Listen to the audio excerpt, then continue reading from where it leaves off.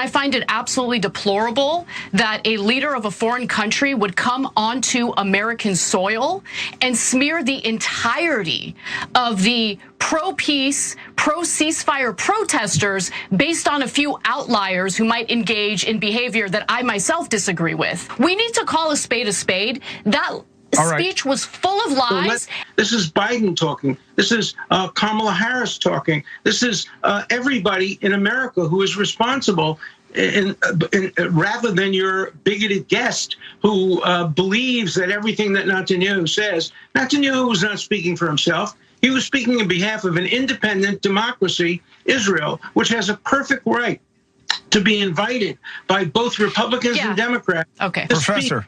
You want to silence him. Professor. I will do my best. Professor. I will do my best to remain calm. I will do my best to remain calm. But I will not sit here and allow this guy to refer to me as a bigot. Anna, I'm coming to you. Ana Kasparian has been involved in a good bit of controversy recently, especially when it comes to these heated debates that Ana Kasparian keeps involving herself in. This one is one where I believe Ana Kasparian definitely comes out on top, but a lot of you in the comments might strongly disagree with that statement. Let's get into this clip here where Ana Kasparian debates Alan Dershowitz on Netanyahu and the Middle East war and so many different things. And in my opinion, Ana Kasparian absolutely schools Alan. Let's check out this clip here from the Young Turks and Ana Kasparian. Part of the discussion. So why don't we go to the context that led up to the name calling? Benjamin Netanyahu gave a great speech to the American public and to the world. And he had some very good points about the protesters. You know, the protesters are calling for a ceasefire. Israel has accepted the ceasefire. Egypt has accepted it. Qatar has accepted it.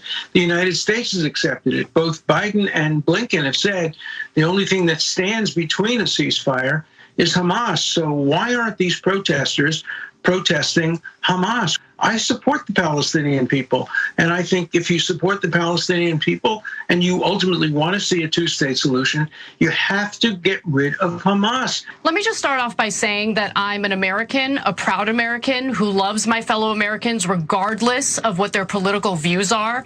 And I find it absolutely deplorable that a leader of a foreign country would come onto American soil and smear the entirety of the pro-peace, pro-ceasefire protesters based on a few outliers who might engage in behavior that I myself disagree with. We need to call a spade a spade. That speech was full of lies and defamatory comments about our people, about American citizens, and I will not stand for it. He didn't like that. Dershowitz didn't like that. So that was what eventually led to the allegations that I'm a bigot. I'm a bigot because I don't enjoy and I don't like foreign leaders coming to American soil to defame Americans exercising their First Amendment right. Yeah, look, again, Let me know in the comments, because I know a lot of you probably disagree with what Ana Kasparian said right there. I'm in full agreement with Ana Kasparian. I think that was pretty based of her. I don't like that not only does Netanyahu get to come to Congress and defame these people who are just exercising their First Amendment right, but also at the same time, and look, I don't agree with everything these people are doing. Burning American flags and stuff like that. They showed that clip. It's not great, but it is a First Amendment right. And I just, the way that Netanyahu gets treated like a god in Congress and can basically say or do whatever he wants and just get worshipped, it's just weird. And I think people like Ana Kasparian they're necessary. People that call that stuff out, it's a desperate need in America today for people to be able to call that stuff out. Not many people are willing to do it. At least Ana Kasparian, you might disagree with her and you might definitely disagree with the protesters and what they were doing, but you have to agree that, I guess you don't have to, but you should agree that the way that Netanyahu gets treated like an actual god in Congress, it's strange and something needs to be addressed there. Calling people anti-Semitic and bigoted, and he used the word anti-Semite later. Of course, he can't ever do an appearance without using the word. I'm amused by it at this point because it's so ubiquitous, it's so worn out, it's so useless, and doesn't work at all anymore. And I have an easy answer for that. No, you're a bigot and a racist against Muslims. You don't value Palestinian lives, Muslim lives at all. You think, oh, 30 times Israel's now killed, what, 30, or are we up to nearly 40 times times the number of innocent civilians that Hamas killed, and you think those lives are totally worthless, so it doesn't bother you one bit. Of course you're a massive racist against Palestinians and a bigot against Muslims. That's the most obvious thing in the world. And Netanyahu has not accepted any ceasefire. Okay, yeah, that's what I was. Lie. That is a lie. That's what I was going to get to, Anna. Yeah. So the charges there I find comical. What bothers me, even if he did though, and look, I'm not somebody who is pro Palestine, pro-Israel. I don't care. I don't think we should be involved in it at all. I think there's so many problems within the United States that need to be solved desperately right now that we can't even afford to take sides in this war, in my opinion, right now. And a lot of people really, really strongly disagree with that.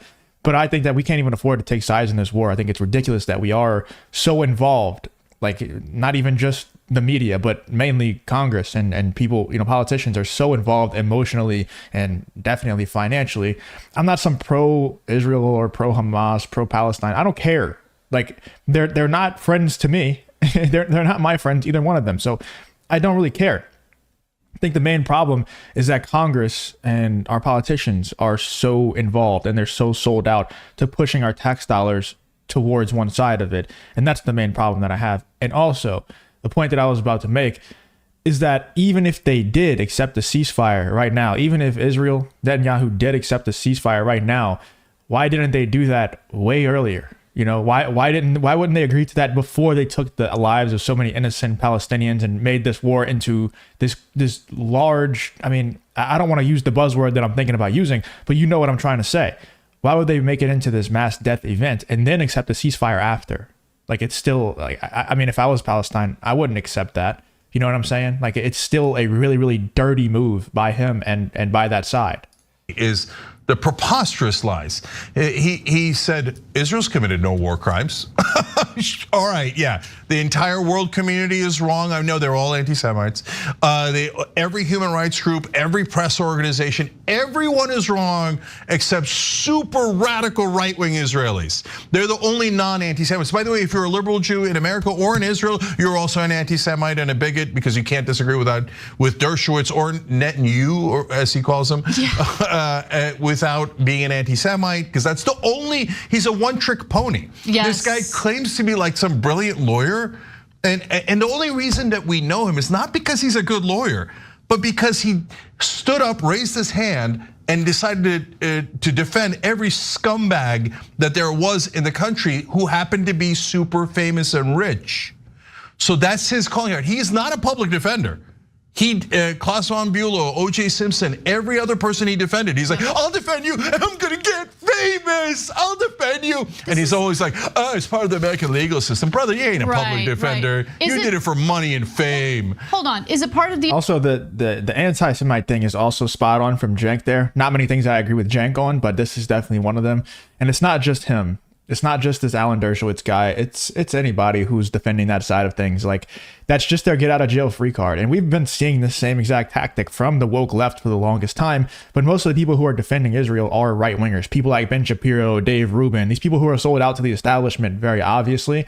And they're using the same exact tactics that the woke left have used, that people like Ana Kasparian and Cenk Uygur and Bill Maher and Whoopi Goldberg and these people have been using for the longest amount of time. Oh, you disagree with me? You are this istophobe. You are that istophobe. And you disagree with Ben Shapiro? You disagree with Alan Dershowitz? You disagree with any of these people? Oh, you're just anti-Semitic. And it's just a get out of jail free card that they can endlessly use. They never, it never fails them. Every single time they use it, it just works out in their favor. And people just fall for it every time. People are terrified of getting that label because that label specifically can ruin your entire life. Like getting labeled racist or sexist or misogynistic, whatever. Nobody really cares anymore because those things have been just used into the ground. They're so overused that they don't even mean anything anymore. Getting that anti-Semitic label, that is life ending. Like you are done. You're not getting another job. Like you saw what happened to Kanye. He got debanked and everything, and that's happened to a bunch of different people. So that's a terrifying label, and they can just throw it around and just get anybody to do their bidding, because if you don't do it, then you're anti-Semitic and your life is ruined. The American legal system to literally pen an op-ed calling for the legalization of adults having sex with minors with underage people? Like, come on. Okay, so let's put that aside. Now let's get to him trying to smear me. The point is, Israel has only wanted peace. It has sought peace. It has responded the way any democracy would respond to the kind of barbarism and butchery that occurred on October 7th and that continues to occur because rockets are being sent by Hezbollah, by the Houthis, by Hamas, and Israel has the right to respond. This is not me talking. This is Biden talking. This is Kamala Harris talking. This is everybody in America who is responsible, rather than your bigoted guest who believes that everything that Netanyahu says. Netanyahu was not speaking for himself. He was speaking on behalf of an independent democracy, Israel, which has a perfect right to be invited by both Republicans and Democrats. Okay, Professor. Want to silence him. Professor. I will do my best. Professor. I will do my best to remain calm. I will do my best to remain calm. But I will not sit here and allow this guy to refer to me as a bigot. Anna, I'm coming to you. If you enjoy content like this, then make sure you leave a like and subscribe to the channel. It really does help me out a ton. Let's get back to the video. Anna. Okay, I actually want to make a comment about something that's on screen, but no one is saying. So they have like the footage of the morons who are, defacing, property and monuments, writing Hamas. Isn't it amazing how that kind of stuff goes on for a long period of time with no police intervening? Yeah, I don't. Yeah, that's defacing property. They should have immediately gotten in there.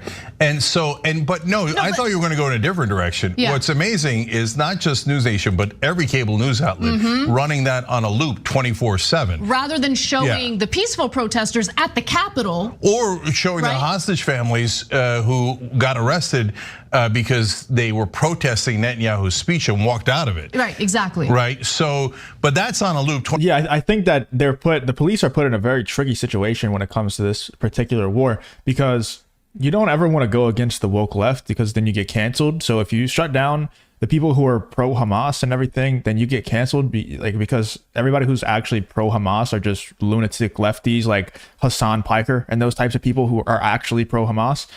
And then also, you don't want to shut down the other side, because the other side, you also get your life ruined if you shut them down. So police and authority figures are put in such a weird position where on one end, the politicians are completely sold out to that certain country over in the Middle East. On the other side, you don't want to shut down the protests and shut down the rhetoric on the other side, because they're the woke left and you get canceled if you do. And also, we have a left-leaning, obviously a Democratic president right now, and people running the country are mostly left-leaning. So they're supposed to be supportive of people like Palestine and that side of things, but they're sold out to that other country in the Middle East. So yeah, they're put in a very, very interesting position. It's really, really interesting times right now. 24/7 as they're talking. So that context is really important. The reason Chris Cuomo there kept saying professor is because we showed you the tail end of that. He spoke for minutes. And so I just want to thank Chris Cuomo for defending me during the segment. Let's watch. Professor, you're going to let him call me a bigot? Professor, for defending Americans Professor, and practicing their First Amendment rights? You can't call Ana Kasparian a bigot. You want to censor? Okay, she's not a bigot. I've known her a long time. You can disagree, but you don't. Hold on, Professor. She's not a bigot. You don't sling that kind of stuff here. You know better than that. Ana Kasparian is no bigot. Okay, you can disagree. She's not a bigot. Anna, make your point. Bigot, and so is her total TV show. The Young Turks are a bunch of. She is not a bigot. They are anti-Semitic, and I'm call a spade, and a bigot, whether you like it or not. You're so right. This is the exact tactics that the left used, man. Like, still use, but they're not very effective anymore. But this is the exact tactics that the left has used for the longest amount of time. Oh, you disagree with me? You are a bigot. You are this Islamophobe. You're that Islamophobe. Not only are you anti-Semitic, but now you're a bigot too. It's like, oh my God, man. They have no real arguments. They just name call. It's just ad hominems. Right, Jay. I mean, it really is a one-trick pony type situation. Yeah. I don't know how to respond to the points you're making, and the points you're making embarrass me and make me look really bad. So I'm just going to call you a bigot over and over again. Yeah, this is the great lawyer, Alan Dershowitz. I don't know, I just lie and then call you an anti-Semite. And that's what I've been doing for 40, 50 years now. You couldn't come up with a second trick in all this time, Mr. So-called great lawyer. Hilarious. He's just the only, it reminds me of Pavarotti. Now, Pavarotti's a great opera singer, okay, and I don't mean to smear him by comparing him to Dershowitz. I did not see this coming. Okay, and you know why? Because Pavarotti at the time was not the greatest opera singer in the world, but he did a Chef Boyardee ad in America, so he became the only opera singer that Americans knew. So that's why we thought he was the greatest opera singer of all time. Damn right. Okay. All right. So now Dershowitz, people think, oh, Dershowitz, he's a famous lawyer. Only because you know him from TV, from representing the worst people on earth voluntarily to get rich and famous. That's a good point. It doesn't actually mean he was a good lawyer, okay?